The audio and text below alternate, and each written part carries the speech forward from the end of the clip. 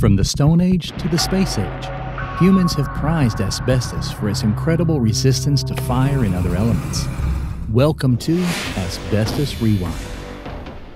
Hi everyone, I'm asbestos attorney Justinian Lane, and welcome to Asbestos Rewind, a segment where we take a look at all the different ways that humans have used asbestos throughout history. Today we're going to go back to December of 1942 and look at an article from Asbestos magazine from December 42.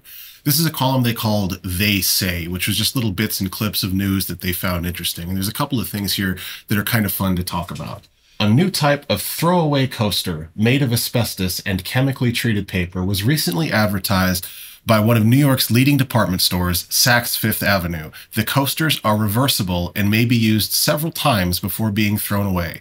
They come in assorted colors and designs, can also be used as ashtrays. So what a weird time that must have been that you could go to Saks Fifth Avenue, a flagship department store in New York City, to buy asbestos coasters to use for your drinks and for your ashtrays. This is kind of how common asbestos was.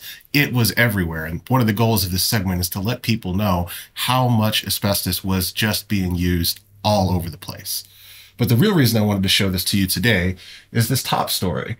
The new 24-inch war emergency pipeline now being constructed from Longview, Texas to Salem, Illinois is wrapped with a special asbestos felt made by the Philip Carey Manufacturing Company. Now, this was a gas pipeline, and I was actually able to get a picture for you showing the actual pipe being installed in 1942, going from Longview, Texas, all the way to Salem, Illinois, outside of St. Louis. So this entire pipe was run about 700 miles, and every inch of it was wrapped with asbestos felt.